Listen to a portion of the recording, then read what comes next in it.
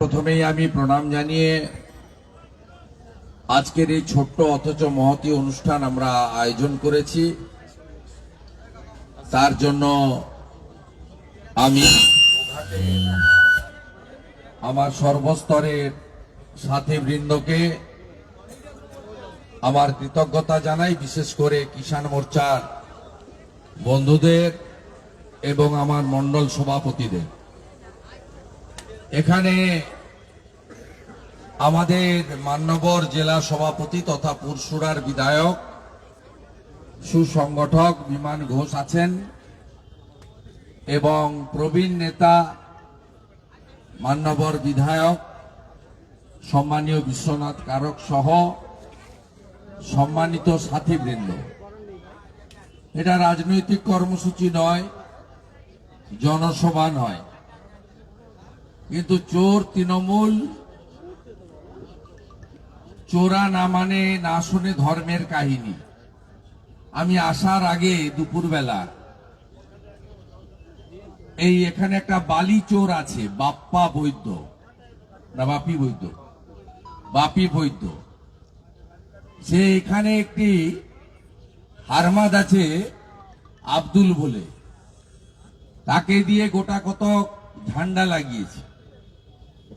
এই ঝান্ডাগুলো না লাগিয়ে যদি কৃষক পরিবারের পাশে দাঁড়াতো তাহলে বুঝতে পারতাম যে এরা রাজনৈতিকভাবে মানুষের পাশে থাকে।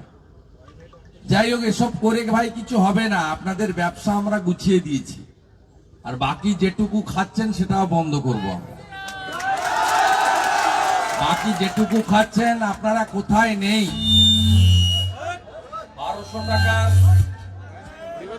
1200 টাকার আমাদের সার 2500 টাকা করে কালোবাজারি হচ্ছে।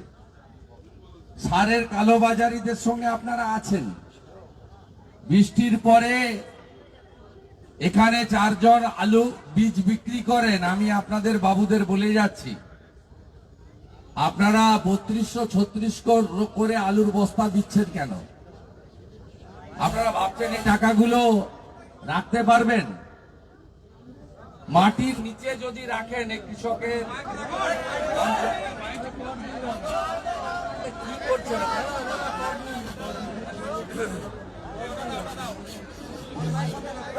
বন্ধ করো।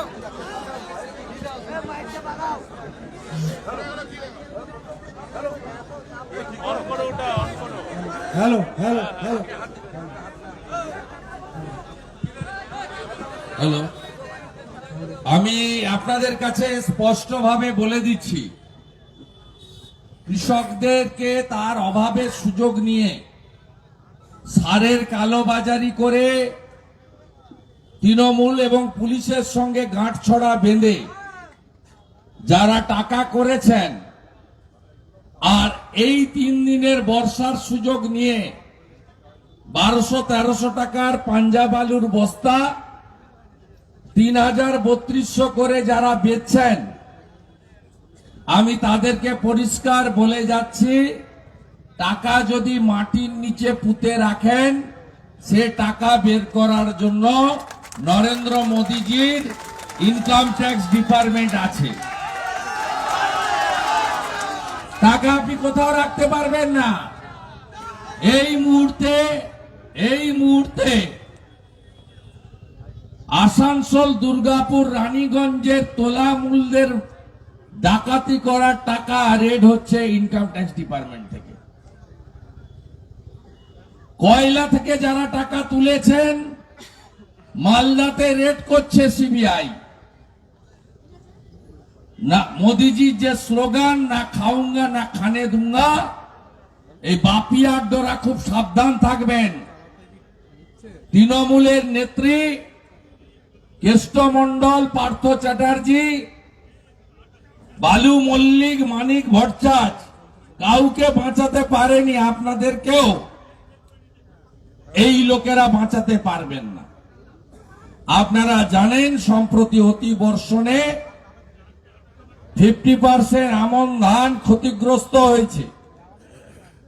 যারা আলু বীজ ফেলে দিয়েছিলেন তাদের সমস্ত বীজ সার সব নষ্ট হয়ে গেছে।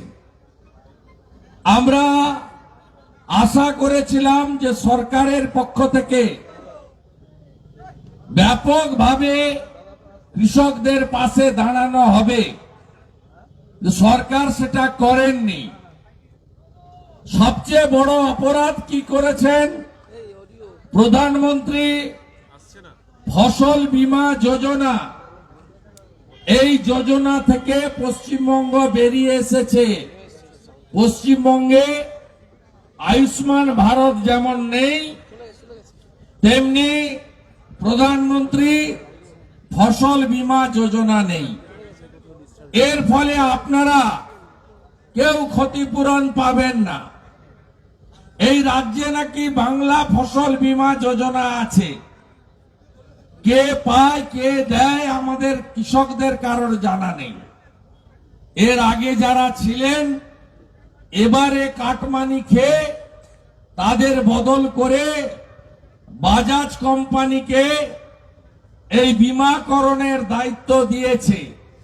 এখানকার গুণধর ওসি, তিনি যেদিন পথ অবরোধ করা ধানের ধলদা কাটছিল 5 কেজি 8 কেজি 10 কেজি করে, কৃষকরা প্রতিবাদ করেছিল। সেদিন কি ভাষায় এই মমতা পুলিশ কৃষকদেরকে সম্ভাষণ করেছে আপনারা দেখেছেন। তারপরে আমরা যখন গর্জে উঠেছি তখন ঘোষণা করা হয়েছে যে অঞ্চলে অঞ্চলে বিমার ক্যাম্প করা হবে। এটাও আরেকটা ঢপবাজি, মিথ্যা কথা বলা হয়েছে। আমরা এই কৃষকদের আলোচনা চক্র থেকে দাবি করছি অবিলম্বে প্রধানমন্ত্রী ফসল বীমা যোজনা চালু করতে হবে। আমরা দাবি করছি আমাদের যে সারের আন্তর্জাতিক বাজারে মূল্য 3600 টাকা, সেই সার ভারত সরকার নরেন্দ্র মোদী 2400 টাকা সাবসিডি দিচ্ছেন, 1200 টাকায় পাওয়ার কথা। অবিলম্বে সারের কালো বাজারি বন্ধ করতে হবে। আমাদের তৃতীয় দাবি, যে এলাকায় আমন এবং আলুর ক্ষতি হয়েছে সেখানে এলাকা চিহ্নিত করে কৃষি ঋণ এবছরের মুকুব করতে হবে। আমাদের চতুর্থ দাবি, প্রধানমন্ত্রী কিষাণ সম্মান নিধি 73 লক্ষ কৃষক পরিবারের পাওয়ার কথা, কেন 31 লক্ষ পরিবার পাচ্ছে? সব কৃষককে প্রধানমন্ত্রী কিষাণ সম্মান নিধি যোজনার আওতায় আনতে হবে। আমাদের প্রধানমন্ত্রী বছরে 6000 টাকা করে বীজ আর সার কেনার জন্য দেন কৃষকদের। গোটা দেশে 14,60,00,000 কৃষক এই টাকা পান। 2000 তিনবারে 6000, মাঝখানে কোনো দালাল নেই, তৃণমূলের মতো কাটমানি নেই, অ্যাকাউন্টে ট্রান্সফার হয়। এখন অব্দি মোদিজি পিএম কিষাণ সম্মান নিধিতে 2,78,000 কোটি টাকা দেশের অন্নদাতা ভগবান কৃষকদেরকে দেওয়ার ব্যবস্থা করেছেন। আমরা চাই সব কৃষককে এর আওতায় আনা হবে। আপনি যদি ওয়েবসাইটে গিয়ে রেকর্ড বের করতে চান পশ্চিমবঙ্গ সরকারের ভূমি দপ্তরে, আপনি রেকর্ড পাবেন না। রেকর্ড পাবেন না। আরো একটা অন্যায় করেছে চোর মমতার সরকার। কয়েক সপ্তাহ আগে বিএলআর অফিসে সার্কুলার দিয়ে বলেছে যে জমির চরিত্র কালা, নেচার কালা, সেই জমিতে পিএম কিষাণ সম্মান নিধি অথবা কৃষক বন্ধু দেওয়া হবে না। এর ফলে আমাদের কৃষকরা আরো ক্ষতিগ্রস্ত হচ্ছে। আমরা এর প্রতিবাদ করি। আমরা বিনামূল্যে এগ্রিকালচার দপ্তর বিডিও অফিসের মাধ্যমে ক্ষতিগ্রস্ত আলু চাষীদের উন্নত মানের পাঞ্জাব আলুর বীজ বিঘা প্রতি সরবরাহ করার ব্যবস্থা সরকার করবে, এটা আমরা আশা করব। আমরা ভারতীয় জনতা পার্টি কিষাণ মোর্চা চেয়ে চিনতে সংগ্রহ করে আজকে 3000 কেজি পাঞ্জাব আলু বীজ বিতরণ করছি। আমি ইতিমধ্যে গড়বেতার চন্দ্রকোনা রোডে 1500 কেজি দিয়ে এসেছি, এখানেও 1500 কেজি। এটা সমুদ্রে বিন্দু। আপনারা ভাববেন না যে আমরা বিতরণ করতে এসেছি, কারণ হাজার হাজার কৃষক আমাদের এই সামান্য জিনিস আমরা বিতরণ করতে আসিনি। আমরা এই সরকার দোকান কাটা যাতে লজ্জা পায়, আগামী দিনে সরকার আপনাদের কাছে সরকারি টাকায় বীজ পৌঁছে দেয়, তার জন্য আমরা এখানে 1500 কেজি বীজ আপনাদেরকে 300 বস্তা দিতে এসেছি। এবং তার সাথে সাথে কথা দিয়ে যেতে পারি যে কোনো গরিব কৃষক বীজের অভাবে পুনর্বার আলু চাষ থেকে যাতে বঞ্চিত না হয়, আমরা গোঘাট, আরামবাগ, খানাকুলে, পুরসুরাতে আমরা নিশ্চিতভাবে নজর রাখব। সেখানে যদি আমাদের আরো কিছু সহায়তা করতে হয়, আমরা সে সহায়তাও করব। এটুকু কিষাণ মোর্চার মাধ্যমে আপনাদের আমি কথা দিয়ে যেতে পারি। সাথে সাথে গত অতিবর্ষণের পরে মোট 3 জন কৃষক আত্মঘাতী হয়েছেন। আমরা এখানে একটি পরিবার চন্দ্রকোনার, তার হাতে আমরা চন্দ্রকোনার যারা আত্মঘাতী হয়েছেন মঙ্গলা প্রামাণিক চাষী, তার স্ত্রী প্রতিমা প্রামাণিক,